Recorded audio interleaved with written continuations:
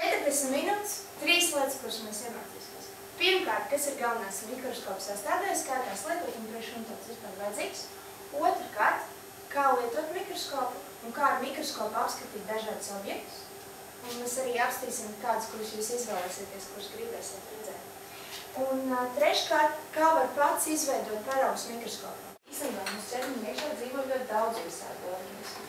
Bet cilvēkiem siekalās dzīvo, tā kā mēs visu kaut ko ēdam, varam atrast kaut ko indīgi vai slikti, tad mums vajag, lai siekalās ir kaut kas, kas palīdz mums aizsargāties. Un viena tāda lieta, kas palīdz mums aizsargāties un visu kaut ko sagramot, ir amēbas. Nu tās, ka es tikko ēdu ābolu. Nē, droši, tad amēbām ļoti garšo, viņas tieši tur. Viņas teicinās siekalās.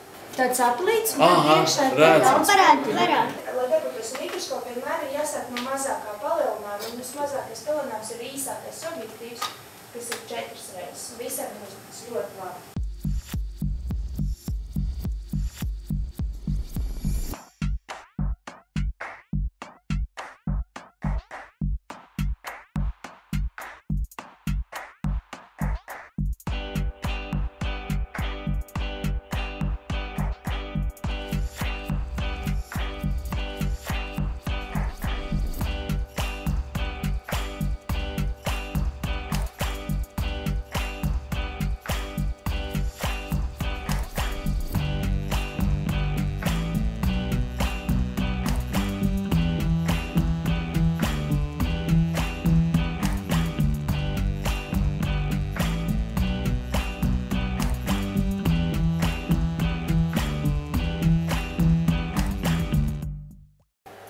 Jūs zinājāt, ka siekalās dzīvo amēbas?